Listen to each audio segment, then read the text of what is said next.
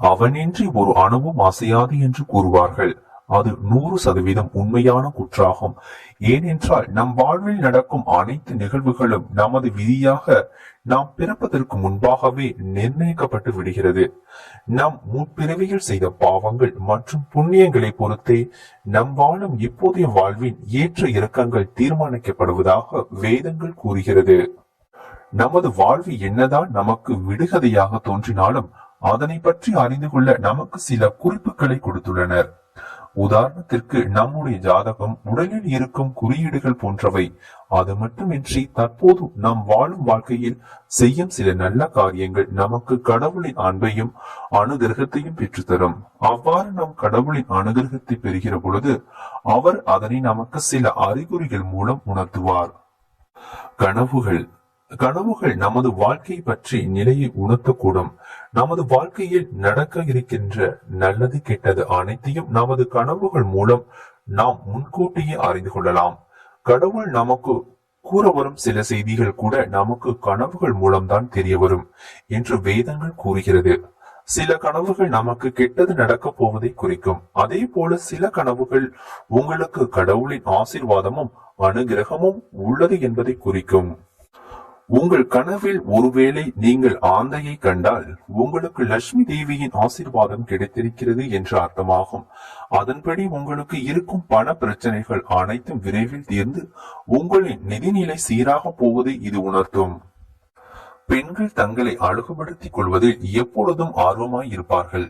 ஒருவேளை உங்கள் கனவில் நீங்கள் பெண்ணை தன்னை அழகுபடுத்திக் கொள்வது போல நீங்கள் பார்த்தால் உங்களுக்கு துர்கா தேவியின் ஆசீர்வாதம் கிடைத்திருக்கிறது என்று அர்த்தம். இது உங்களுக்கு நட்பண்புகளை அளிக்கும். எதிர்காலத்தில் உங்களின் வாழ்க்கை ஒவ்வொரு நிலையிலும் மேன்மையடைய உதவும். தாமரைப்பூ. தாமரை தமிழ்நாட்டில் பலருக்கும் பிடிக்காத ஒன்றாக இருக்கலாம். ஆனால் அது கனவில் வருவது நல்ல சகுனம்தான். தேங்காய், தாமரை ஆகியவை பூஜைகளில் மிகவும் முக்கியத்துவம் வாய்ந்தவை. இந்த இரண்டில் ஒன்றை பார்த்தாலும் உங்கள் வாழ்வில் மகிழ்ச்சியும் ஆரோக்கியமும் வரப்போகின்றது என்று அர்த்தம். ஒருவேளை இரண்டையும் சேர்த்து பார்த்தால் உங்களுக்கு துர்கா தேவியின் பரிபூர்ண அருள் உள்ளது என்று அர்த்தமாகும். பசு. சாதாரணமான நாட்களில் கூட நீங்கள் ஏதாவது ஒரு செயலை செய்வதற்கு முன் பசுமாட்டை பார்த்தால் அது மிகவும் அதிர்ஷ்டகரமான ஒன்றாக கருதப்படுகின்றது.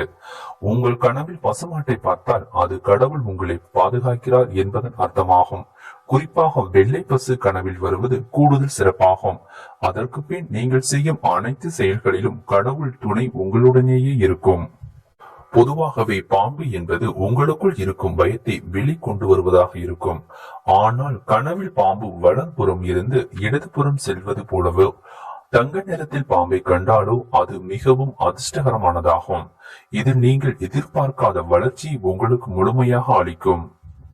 நீங்கள் கனவில் ஒற்றை கரும்பையோ அல்லது நிறைய கரும்புகளையோ எந்த வடிவத்தில் பார்த்தாலும் அது உங்கள் வாழ்க்கையில் இனிப்பை அதிகரிக்க போவதை முழுமையாக உணர்த்தும். நீங்கள் எதிர்பார்க்கும் மகிழ்ச்சிகரமான செய்திகள் உங்களை தேடி வரும். மேலும் உங்களின் கடின உழைப்பு நீங்கள் விரும்பும் உயரத்துக்கு உங்களை அழைத்துச் செல்லும்.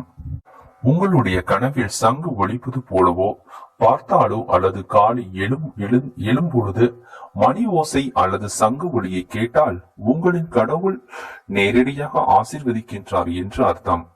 இந்த ஒளி உங்கள் வாழ்வில் மகிழ்ச்சியையும் அதிர்ஷ்டத்தையும் கொண்டு வரும். ஆனால் தீய செயல்களில் ஈடுபடுவதை மட்டும் தவிர்த்து விடுங்கள்.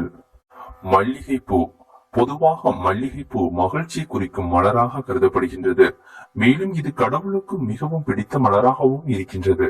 கனவில் நீங்கள் மல்லிகை மலரையோ அல்லது மல்லிகைப்பூ வாங்குவது போல கனவு கண்டாலோ கடவுள் உங்களின் வேண்டுதல்களை நிறைவேற்றப் போகிறார் என்று அர்த்தம். நீங்கள் நீண்ட நாட்களாக எதிர்பார்க்கும் காரியம் விரைவில் நீங்கள் விரும்பும்படி நடக்கும்.